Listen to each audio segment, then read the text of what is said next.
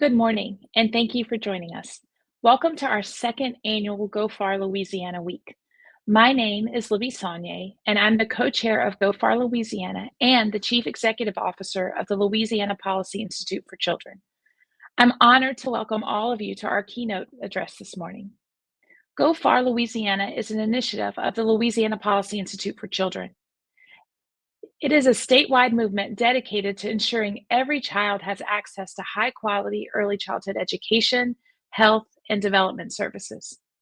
Grounded in racial equity and community collaboration, Go Far Louisiana is committed to building a seamless, equitable system that supports families and prepares Louisiana's young children for a bright future. At this time, it is my honor to introduce you to the Chief Executive Officer and co-founder of For Providers by Providers, as well as the CEO of Wilcox Academy of Early Learning and my Go Far Louisiana co-chair and partner in all good things, Rochelle Wilcox.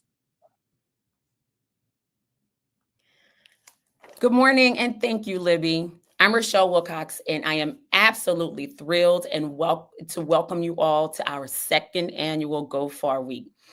This is all about coming together as advocates, educators, parents, and community leaders to move Louisiana early childhood system forward.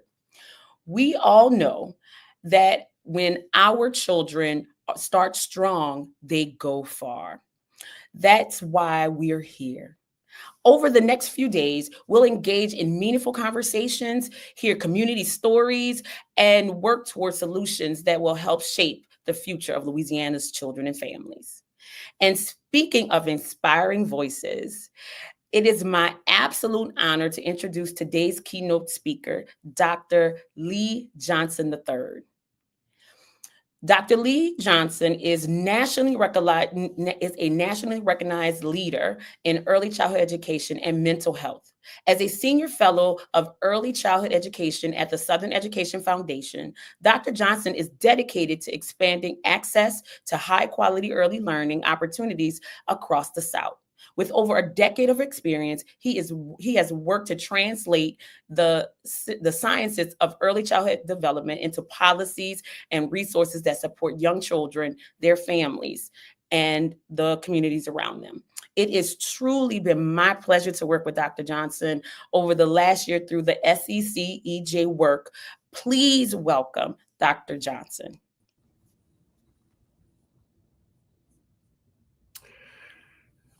Thank you so much, Libby and Rochelle, for such a warm welcome.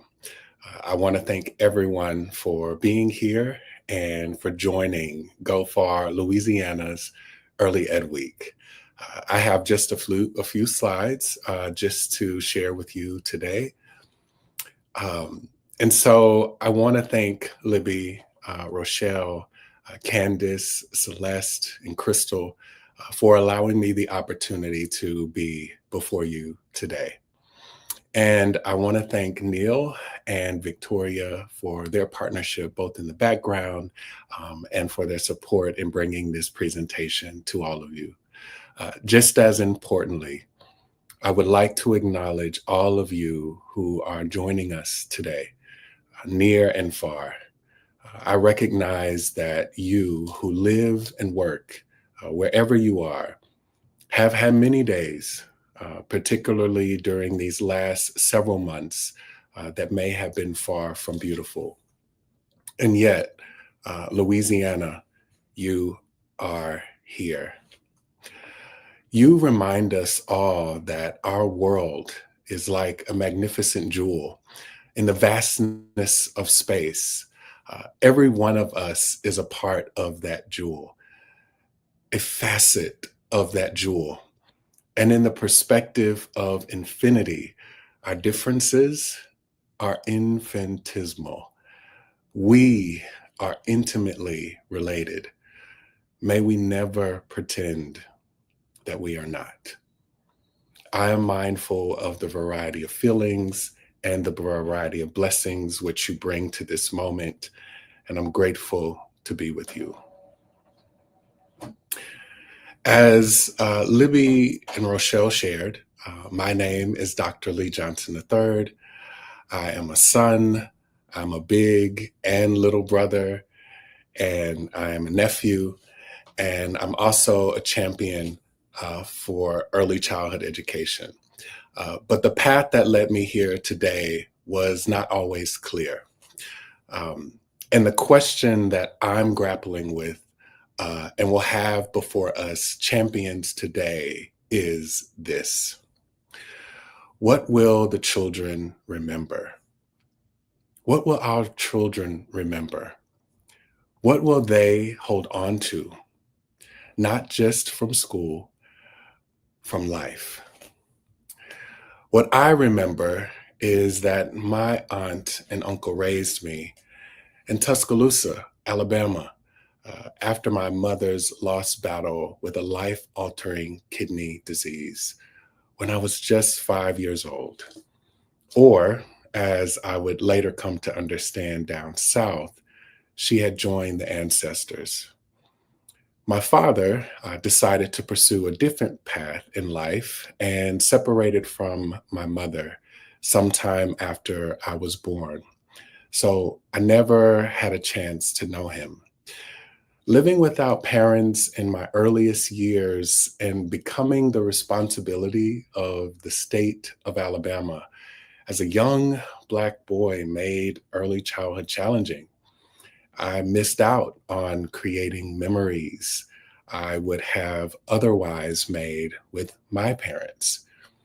The small, simple things that some take for granted, like birthday celebrations or the joys and drama of haircuts, especially when my hair was much longer than it is now.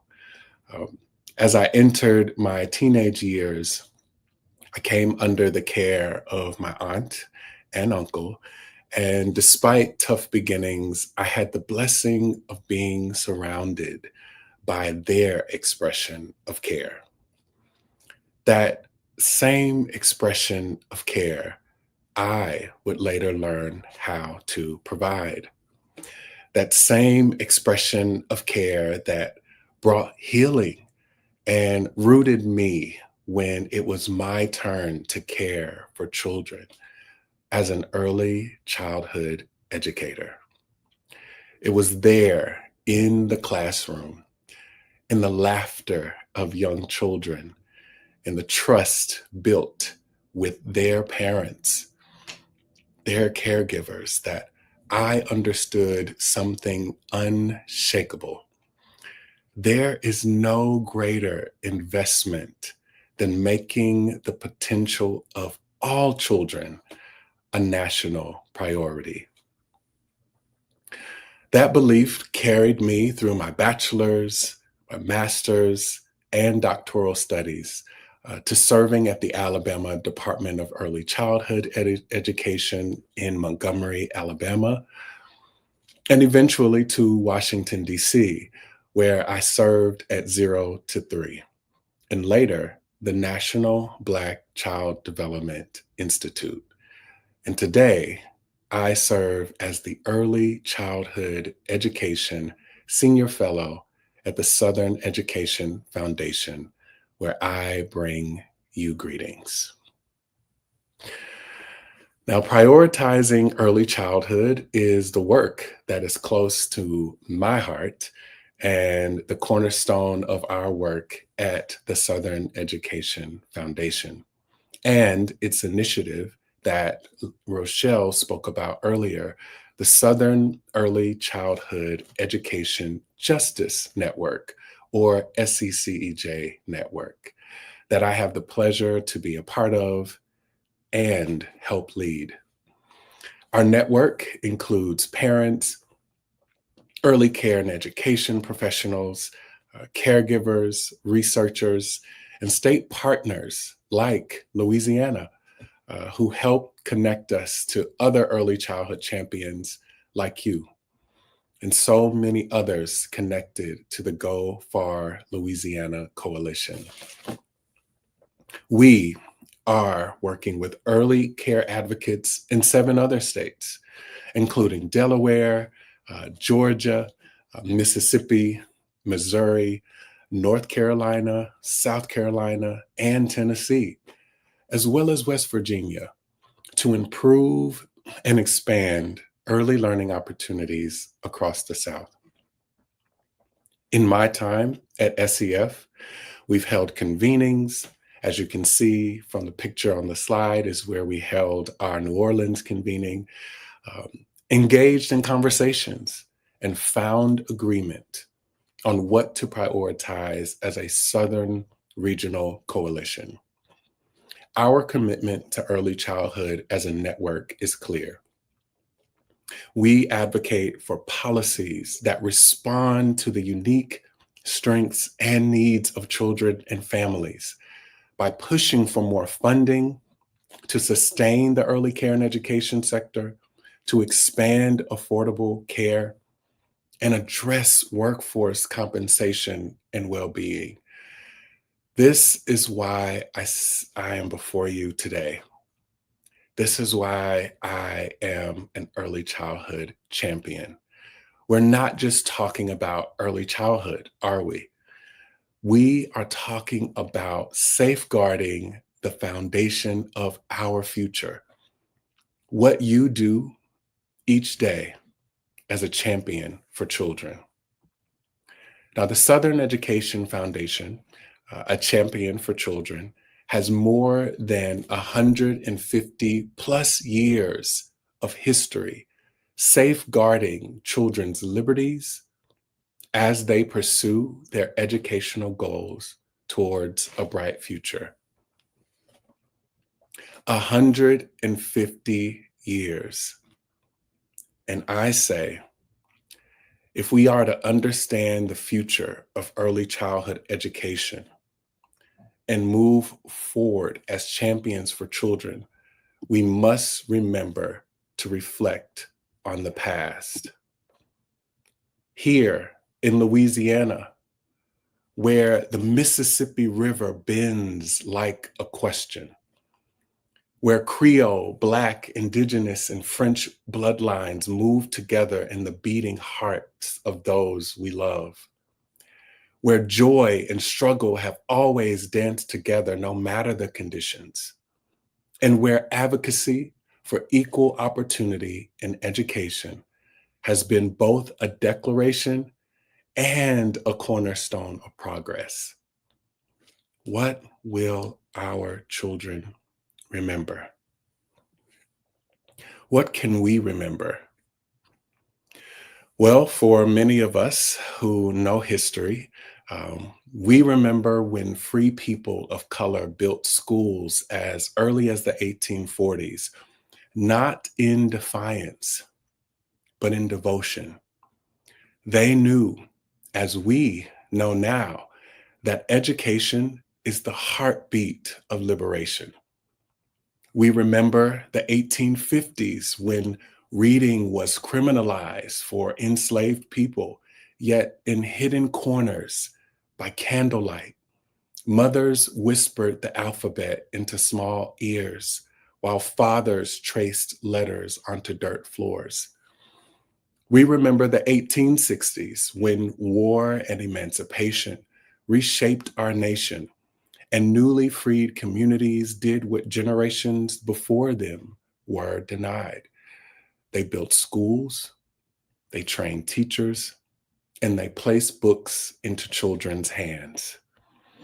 We remember the 1880s and 1890s when farmers, laborers, and advocates, Black and white, stood together to expand public schooling, challenging a system that sought to ration learning.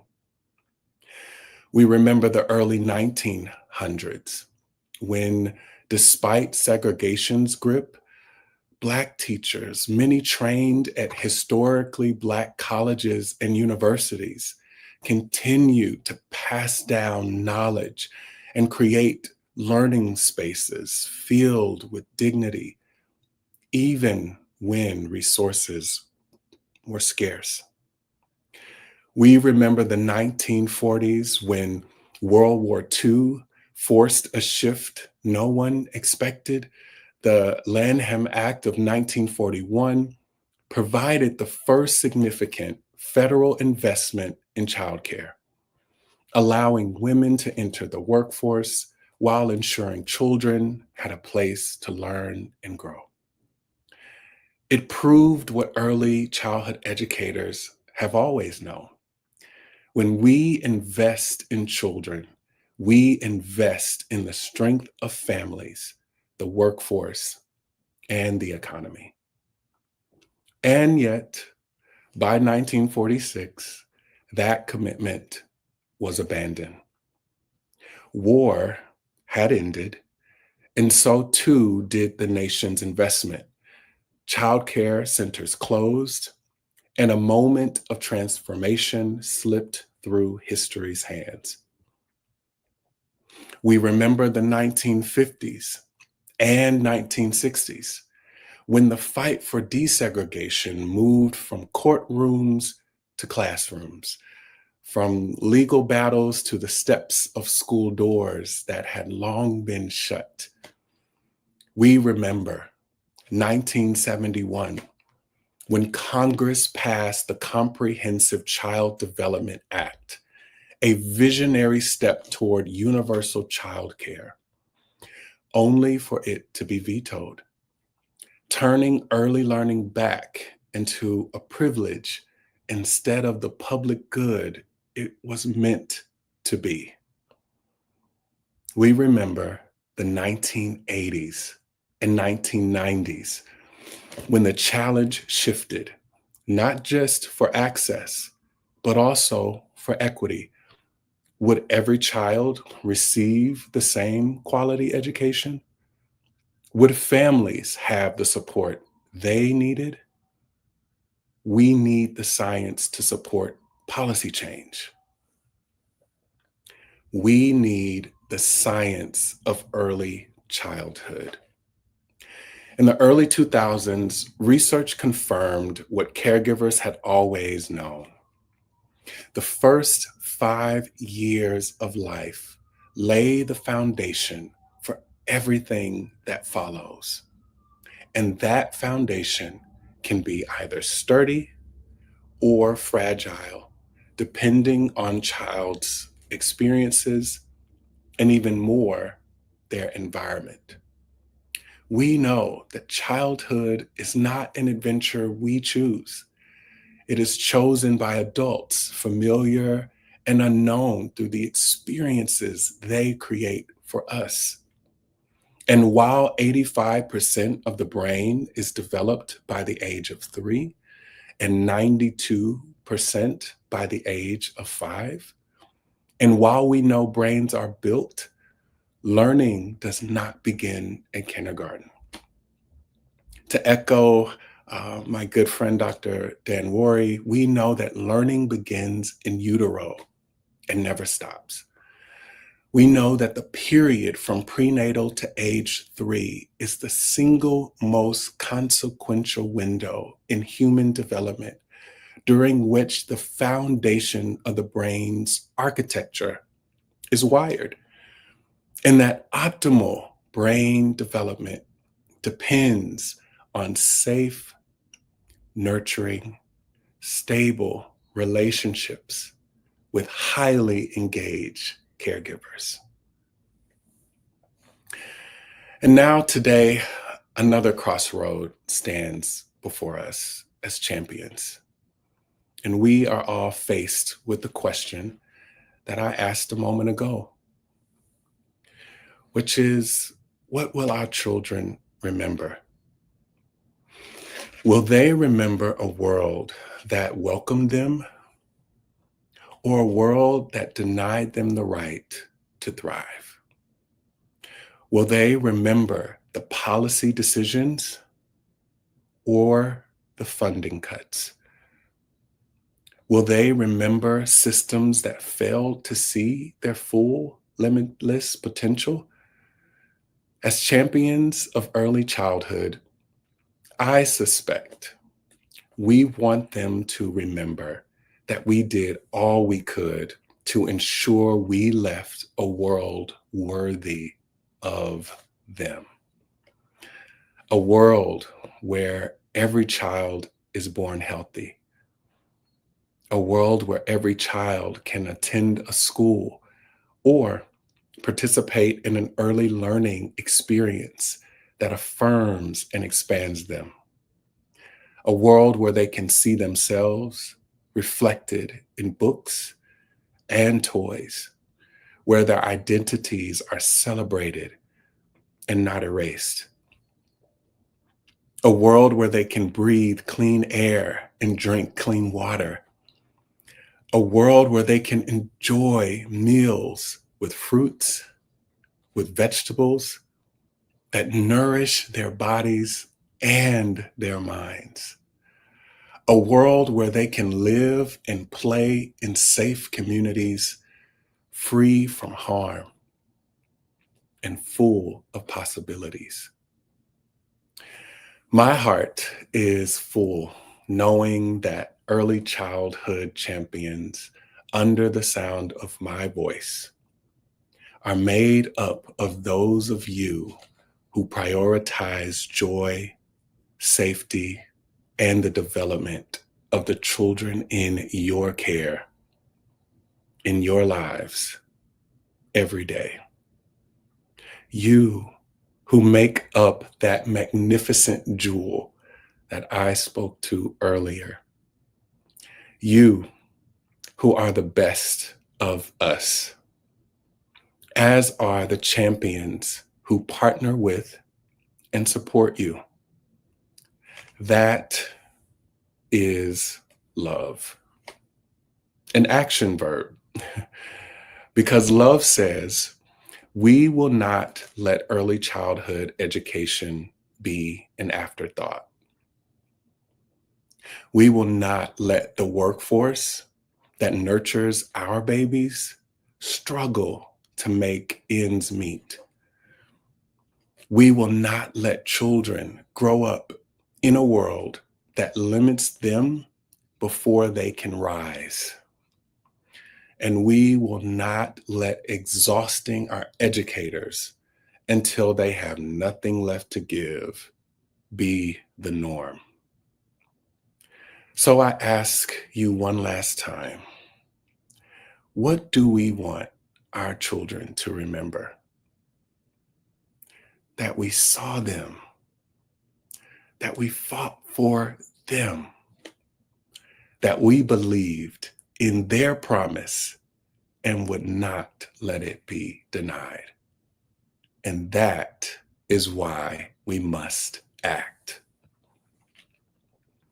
Right now, there are federal proposals that could significantly reduce or eliminate key early childhood funding sources.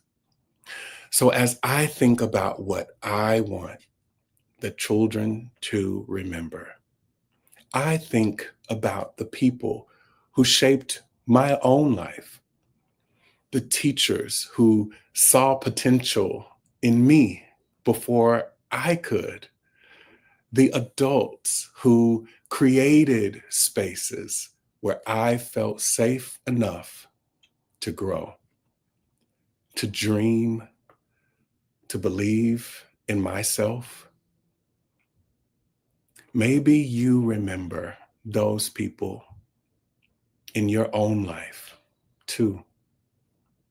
The ones who stood in the gap for you, who made sure you had what you needed to succeed. These were our champions. And today, we get to be champions for our children. Our babies are counting on us to be champions for early childhood education.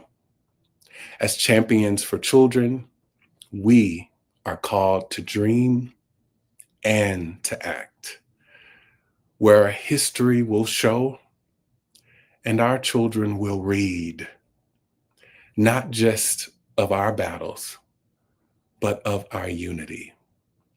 And so there are just a few ways that I'd like to share with you how we can be champions for children.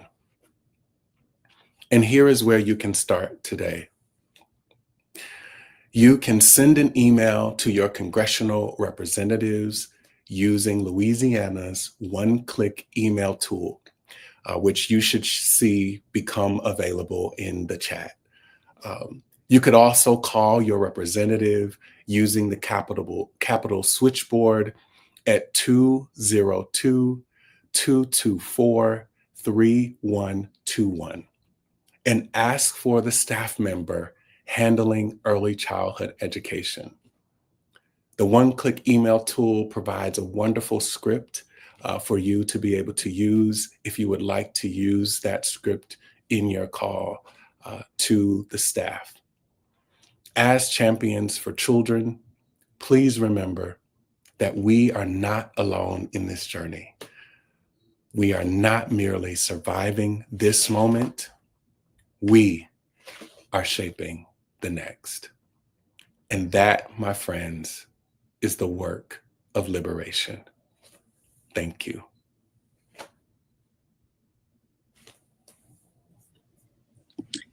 Thanks so much, Dr. Johnson. The words that just resonated with me is that love is an action. And how we love our children is by helping to be their voice because they don't have the voice. And one of the things Rochelle and I talk about often with Go Far is that they're all our babies. So you just knocked it out the park. So thank you so much for being with us today. Now we're going to move to Q&A. So we'll have questions and answers. Please post your questions in the comments section of the platform you are viewing from, whether it be Facebook, YouTube, or Instagram.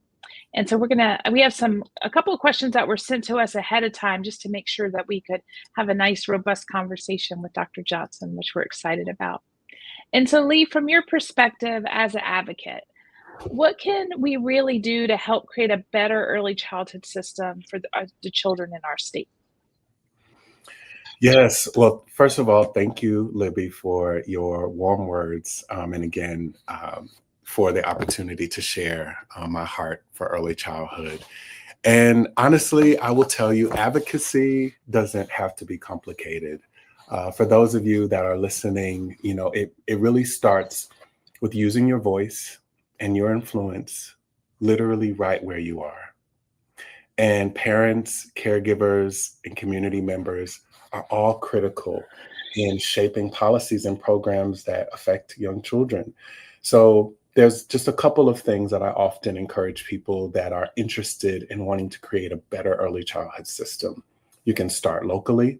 You can talk to your kiddo's teacher, their director, their local school board members about what's needed in an early learning program. You can look up and support local initiatives that expand access to quality early childhood programs. You can even begin to engage at the state level by finding out what policies your state is considering related to childcare or for pre-K or early intervention. Legislators also need to be able to hear from you, from parents and early educators to prioritize funding and policies that support young children. And you could also take it nationally. There are always ongoing conversations about federal investments in funding for early childhood. And so you can even reach out, as I've shared, to your congressional representative about protecting and expanding funding. And so there are simple actions like sending an email, making a call, having a conversation, going out for tea. Even if you're not a parent, you can be an advocate. Supporting early childhood means supporting the workforce, the economy, and overall the well-being of our communities. Thanks so much for that. We have a comment. It says, Dr. Lee, we're not just surviving this moment, we are shaping the next. What will our children remember? Powerful remarks. So thank you from our one of our participants. We appreciate that. And one of the things that you were just talking about is that advocacy doesn't have to be complicated. And it's one of the tenets within the Go Far Louisiana initiative that we really develop a system that is provider and family driven. And how we do that is by using our voice in big and small ways. And so that's such a poignant a poignant point, I think, that you made. You know, we often talk about that child development can be complicated. Those of us who studied it for a long time, we really understand the intricacies of how young children learn and move and groove and do all these fun things. From your perspective, what are some good resources for families and providers related to child development in our country and in our state? Yeah. As a former pre-K teacher, my mind automatically goes to the Imagination Library, which we know Dolly Parton is responsible for. We know that it's a book gifting program that provides free, high-quality books to children from birth to age 5. But what we also know is that this library offers general early childhood resources for parents and caregivers. It's a very valuable tool without any worries if you are not an expert or not quite familiar with early childhood. It's great to support early learning at home. We also know that public libraries serve as resources. I have, as we know, very incredible advocates out there for public libraries. They serve residents, they provide resources, they put on community events, they have educational programs. And this free public service that is provided to communities is a great community hub for early learning, whether that's story time sessions, whether that's homework help, any parent-centered materials on child development are available there that make it accessible to those who want to support children's education. And then one additional resource a couple that I could name is childcare.gov, literally childcare.gov. While it's a federally managed website, it does provide comprehensive childcare resources for families, and it is nationwide. You can literally look up your own state. There are resources for finding childcare, financial assistance programs, early learning resources, and child development support. I like to think that whenever I'm connecting with parents who are just looking for a really quick resource where they can find everything in one place, I typically mention them. And then, of course, a special shout out to the Louisiana Policy Institute for Children. I mean, I know that this organization is dedicated to research and policy analysis and advocacy, but there's a lot of work and offering of resources that go into this community hub itself. So there are resources for parents and caregivers and those non-experts to help them understand early childhood issues as well. So just wanted to give you all a special shout out. Well, thanks for that shout out. I think, fundamentally, when we think about resources for families and we think about resources for our early educators, it's also about the question of how the children are doing. And it's one of the pieces that we talk about often within Go Far, that in our lifetime in Louisiana, that we'll be able to say the children are well. And part of helping the children be well is making sure that their families and their educators are resourced with information and with advocacy tools so that we can make sure that the children are well. We have a comment from somebody that's watching saying, as a provider, we mostly are the people advocating on parents' behalf. What are a couple of ways you could suggest to encourage parents to join in with advocacy for early learning? Great question, Elle. Yes, that is a really, really great question. And Elle, I just want to say thank you so much for sharing that question. One of the best and quickest ways that I like to engage parents, and I often would share this as a pre-K teacher, I would often say this as a state administrator, is make it personal, make it relatable, meet them where they are. Parents are more likely to advocate when they see how policies are going to directly impact their child's care, their child's education, and ultimately their child's future. So really helping them, connect the dots. Do you know that funding for early childhood programs can affect class sizes or can impact teacher pay and, many of the resources. So sometimes there's an opportunity there for listening sessions, and even opportunities to just lower the barrier to advocacy. So whether that's what Louisiana has done with providing pre-written templates through their one-click email campaign, by allowing folks to be able to just make it a one click and they can send a message to their congressional representatives. Also, just offering social media friendly messages that they can share. But then also, I would say, creating leadership opportunities for parents.